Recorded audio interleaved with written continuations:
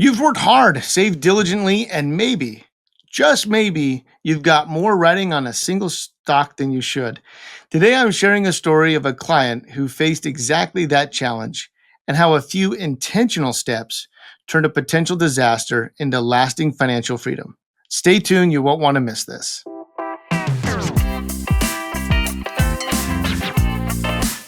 Welcome into Legacy Beyond Wealth. Glad to have you with us today as we go through this story. And Rob kind of pulls back and shares a little bit of a situation that I think will be interesting for anyone that maybe has had a question about investing in company stock and how much you should own, whether or not you're over saturated in that one area. Today's episode will be good for you. If you have questions for Rob, always we encourage you to reach out, axiowm.com.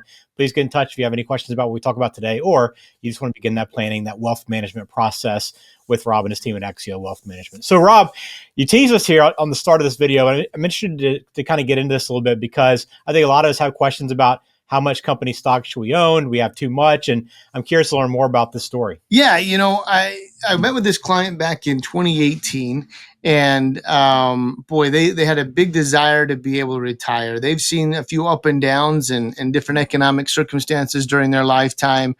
And as we were talking about it and running some numbers, we saw that they had a substantial amount of company stock in their 401k, and that's not necessarily a bad thing on its own. But taking a look at it, the stock was a publicly traded company, and as we ran the numbers, I kind of talked with them a little bit. Hey, you guys made it. You're there. There's not a need to take on a lot of substantial risk that's out there.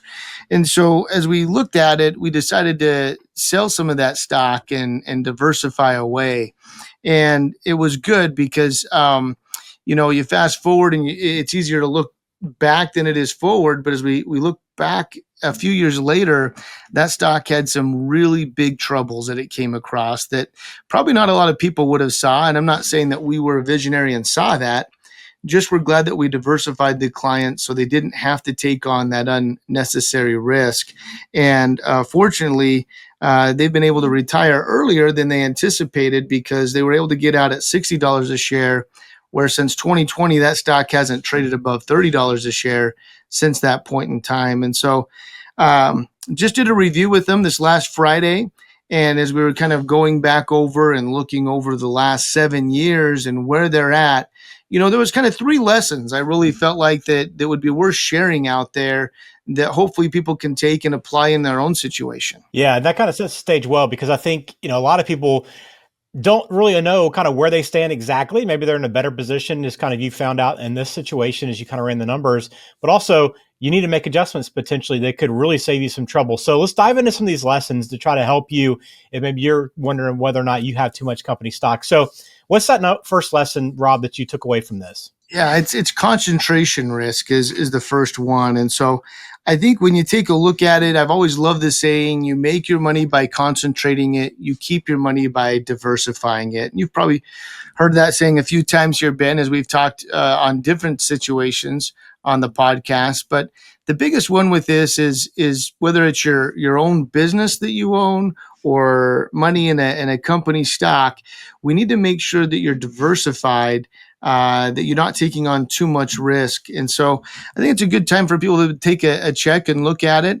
As we worked with different professionals over the course of my 20 years, it's been great to be able to look and see how much money has grown in that company stock. But there's got to be a time where you need to have a plan to strategically exit out of that company stock, because there could be a lot of risk riding into that. And there's no need to take on that unnecessary risk if not needed. Yeah, I mean, well, why risk it when you already made it, as you pointed out? So I think that's the big question, though. Is okay. Well, how do I know that then, Rob? I'm concentrated. I know I want to keep building and growing and growing. How do I know when it's time to actually peel back and diversify? Yeah, I think that's a great question. That goes kind of into lesson number 2 that we talk about, and you need to be meeting with a professional periodically to be able to see if you know that you've made it. I think back to the start of when most people started a company right out of college, and they're like, okay, here's this free lunch thing called a 401k seminar. Why don't you come learn about signing up for it? And a lot of people just get worried about putting money away for retirement or it might be they're just worried about starting their own business and putting money into their own business and never take time to think about it because it takes time to grow money over a period of time. So for 20, 30 years, all you're focused about doing is either growing your company or putting money away to be able to retire at some point. And this is where meeting with a professional really comes in to see where you are and if you're on track for retirement, for that financial freedom day or not. And if you're not working with a professional, boy, there's some great value in them being able to help map that out for you so you can see where the risks are that you are probably worth taking in your life and when it's not worth taking it. And, in this client situation and sitting down with it, I remember talking with the husband, and he talked about how in 2001, he remembered as a young employee working at a company where many people weren't able to retire after the recession that took place there in '01. And he said, I don't want to be in that position. And the great story with him was he had done so well in saving, he didn't have to take on that unnecessary risk. And there was such comfort hearing that and knowing that. And a lot of people aren't sure how to translate, have I made it? Have I not? Am I on track? So meeting with a professional, going over that, boy, that's going to be so valuable to know where you're at on your journey. Are you ready to unlock the freedom to live your best life? Schedule your no-cost 60-minute discovery meeting with our team today. During this session, we'll take the time to understand your family story and financial dreams. Together, we'll craft a personalized roadmap designed to help you achieve your goals. Let's explore how we can unlock the freedom for you and your family to thrive. Just click the link in the description of today's show to get started.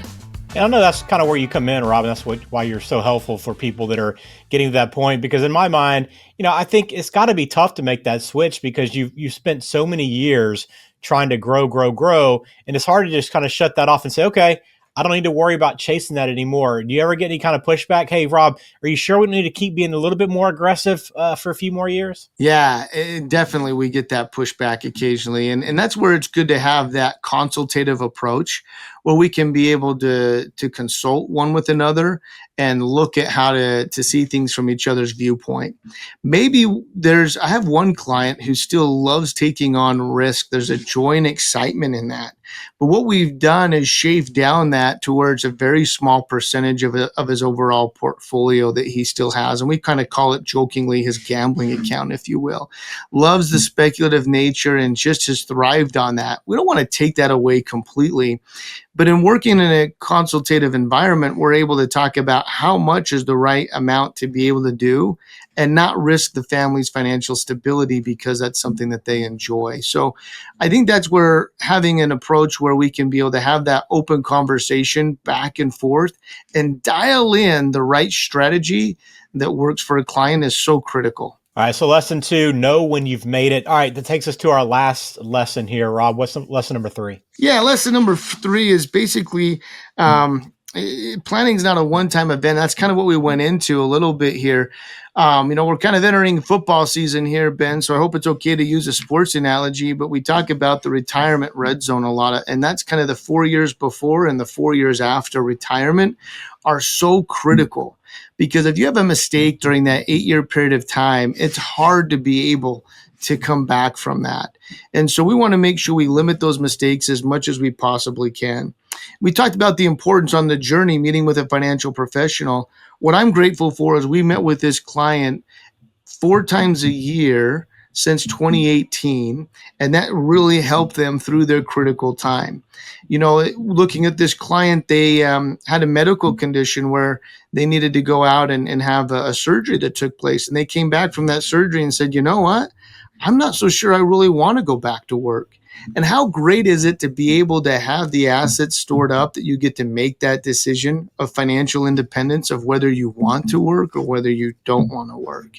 And that's the power of meeting with someone on a regular basis. So in lesson 2, we talked about meeting with a financial professional.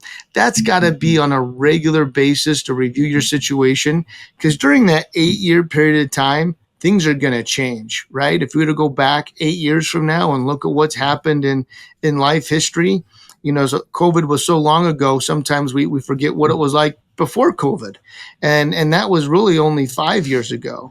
And so I think it's really important to have that repeatable process down where you're meeting, reviewing things, and making tweaks and changes to make sure you don't have one of those big stumbling blocks before that 8-year period is up. Well, the 3 lessons again to make sure, take away from this is that really diversifying, right? Knowing when you've made it, and then it's an ongoing process, right? And I think too, Rob, it seems like an easy thing on paper when you kind of tell this story, but again, it goes back to that idea that when people say, "Oh, well, you're lucky you've gotten to retirement," well, a lot of the decisions that you make along the way to get to retirement and have that success is intentional, right? And they're not easy decisions necessarily to make, and they're hard to make on your own. So again, that's why you have that collaborative approach like you do at Axio Wealth Management to help people get through this each step of the way to make sure, hey, they get to the retirement they want to live, and it's not a lucky process to get there. Right. Absolutely. And the point of the story is really simple. I mean, you don't have to gamble with your future once you've already won the game. For this client, there's 3 things that made all the difference: diversifying the risk and making sure that it doesn't turn into regret, knowing that they've already made it, and committing to ongoing planning. I mean, these steps turned into what could have been a 50% loss into freedom to retire early and live off of life off of their terms. So you can imagine yourself 4 years away from retirement, or even 4 years into retirement, and you're planning and humming quietly in the background, your lifestyle secure, and your family's at peace. I mean, that's not just happening by luck, and that's the power of intentional collaborative planning. And it's really important that you start today to be able to have that in your life. Well, you can find the information to contact Rob and the team at Axio Wealth in the show description as well. But do that. Take the time, even if you are still a little bit away from retirement, or if you're getting close and you feel like, I need to make a move now. Take the chance to sit down, take that first initial meeting with Rob and the team there, discover how Axio's collaborative approach can really help elevate your financial future. Again, AxioWM.com. Rob, thanks for sharing the story today with us. We appreciate the insight as always, and look forward to the next video. Thanks, Ben.